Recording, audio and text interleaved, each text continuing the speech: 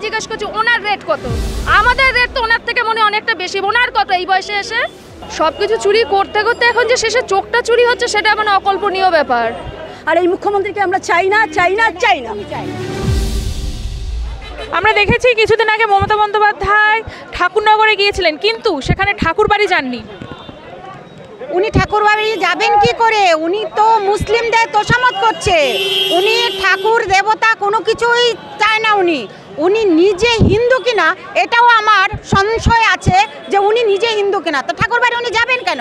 উনি তো মুসলিমদের বাড়িতে যাবে, উনি মোল্লাদের বাড়িতে যাবে, উনি ইফতার পার্টিতে যাবে, উনি মসজিদে যাবে, উনি ঠাকুর বাড়ি কেন যাবে? ইফতার পার্টিতে যাক বা মসজিদে যাক, মন্দিরে যাক, ওখানে গেলেও বা কি সমস্যা? সমস্যা কিছু নেই, কোনো সমস্যা নেই।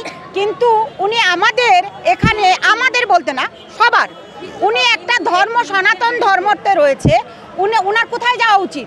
আমি সনাতন ধর্মের লোক, আমি কোথায় যাব? মন্দিরে তো যাব, মসজিদে যাব। মসজিদে কি যাব? মসজিদের লোকরা কি আমাদের ইসেতে আসছে, মন্দিরে আসছে? তাহলে ওনার উচিতটা কি? উনি হিন্দু হয়ে উনি হিন্দুত্ব কোনো কিছুই করে না, তার জন্যই আমাদের সংশয়। আর এই উনাকে উচ্ছেদ করার জন্য আজকে আমরা সবাই একতা হয়েছি। উনাকে উনার গদি থেকে বিতাড়িত করতেই হবে। আর চাল চুরি, চোখ চুরি, আগে শুনেছি যে মানুষের রেশন চুরি করে, কিন্তু এখন চোখও চুরি হয়ে যাচ্ছে। এই সরকার আমাদের কোনো দরকার নেই, একদম কোনো দরকার নেই। সবকিছু চুরি করতে করতে এখন যে শেষে চোখটা চুরি হচ্ছে সেটা মানে অকল্পনীয় ব্যাপার। চোখ চুরি হচ্ছে, বলছে ইঁদুরে নাকি চোখ খেয়ে নিয়েছে। তুলসী পাতা দেয় মর্গে কেউ চোখে? তো অবাক করা কাণ্ড। উনি হিন্দু হলে হিন্দুদের পাশে থাকবে, উনি তো হিন্দু নন, উনি তো মুসলমান।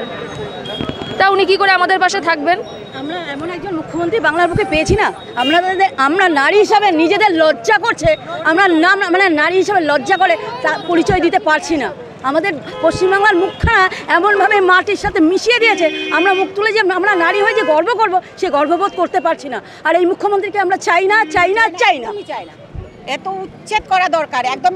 এই যে আমাদের নিজেদের লজ্জা লাগে যে এইরকম একটা মুখ্যমন্ত্রী আমাদের দিয়েছে, যে আমাদের কোনো নারীদের সম্মান দিতে জানে না, কোনো কিচ্ছু জানে না। আজকে দর্শিতা হলে উনি টাকার অঙ্ক করে দিচ্ছে।